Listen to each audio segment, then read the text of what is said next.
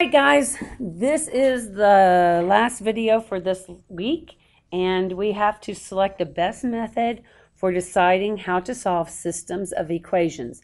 Now at the top up here it says solving by elimination.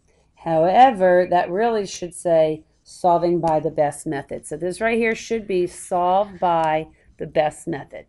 Alright, let's look at the first one and see what we think. All systems can be solved in different ways. For some systems, some methods may be better than others. You may be better at different methods, and so you want to always choose one method, but that's not usually the easiest way to do it.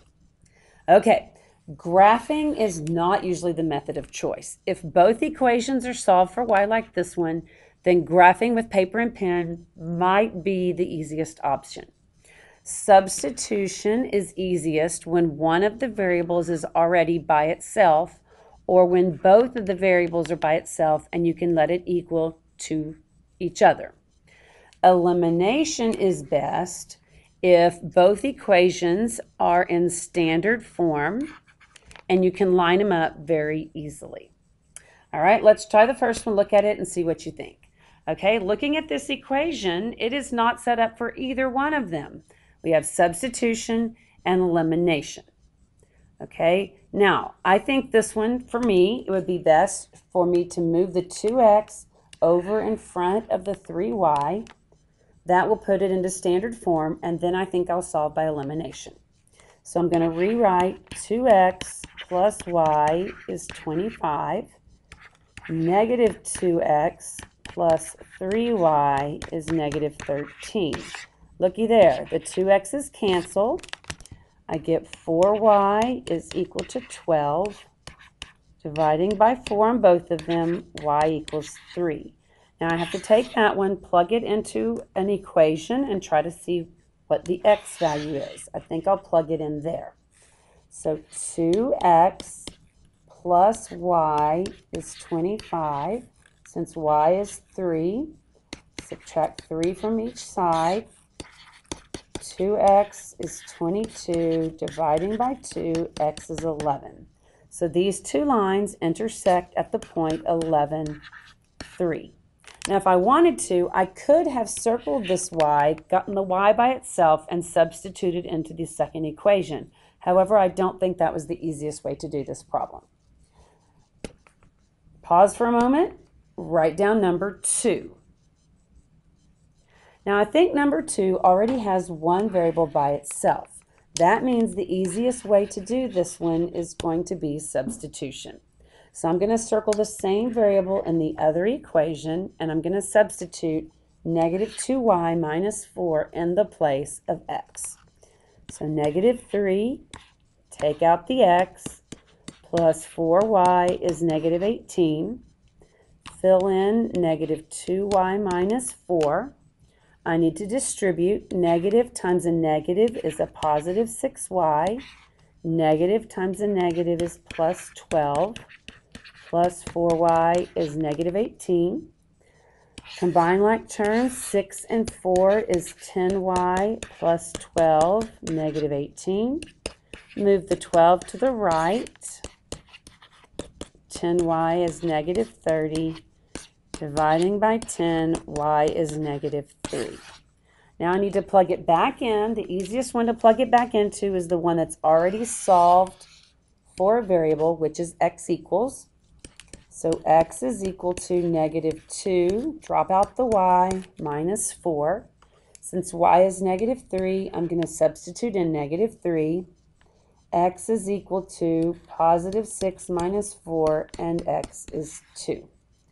Writing the intersection as a point, they will intersect at 2, negative 3. Write down the next problem, pause for a moment, and try to make a decision as to how you think the easiest way to solve this one is. All right, both of these are set up in almost standard form, so this appears to be elimination. Elimination is where you draw a line underneath and you try to get something to cancel. Now, neither one of these cancel and neither one of those cancel. So what I'm going to have to do is multiply both of the equations by two different numbers. I think I'm going to take the 3 and multiply it by the top equation, and the 2 and multiply it by the bottom equation. Notice I did not do a negative 2, I did a positive 2.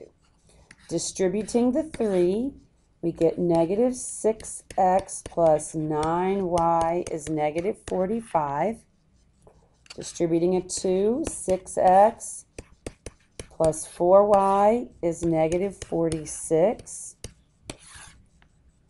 Notice that the 6x's cancel. 9 and 4 is 13y. Negative 45 and negative 46 is negative 91. First I was a little concerned, but then I realized that 13 goes into 91 7 times, and that would be a negative 7. Go back to an original equation. I think I'll do the first one. I'm going to take that y and plug it in there. So negative 2x plus 3 times the y is negative 15. In place of the y, I'm going to put negative 7.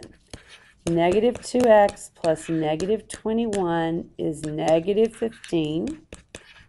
Add 21 to both sides.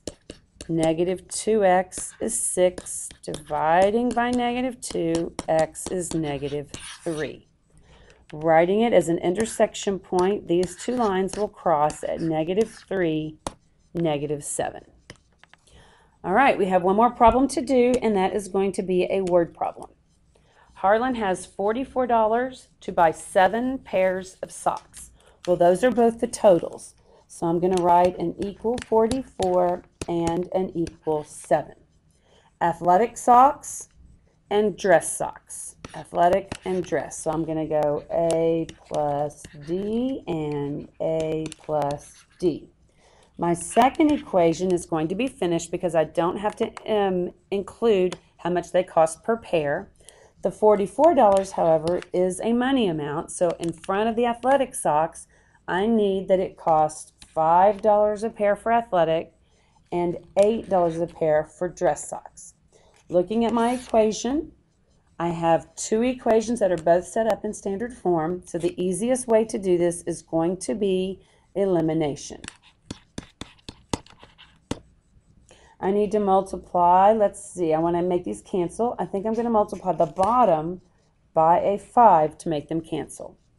So I'm going to rewrite the top. 5a plus 8d is 44.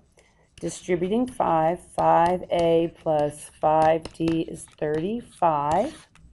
Those still don't cancel, so I think I will change all of my signs on the bottom line. Now the 5a's cancel, and I get 3d equals 9. Dividing by 3, and I can get 3 dress socks. Now I need to take the d equal 3, plug it into an original equation. I'm going to go right here. A plus the dress socks equals 7. Dress socks is 3, and if I subtract 3 from each side, I get A equals 4. And since we're doing a word problem, I'm not going to write it as a point. I'm just going to say that my dress socks, I can get 3, and my athletic socks, I can get 4. That's all for now, folks. See you later. Bye.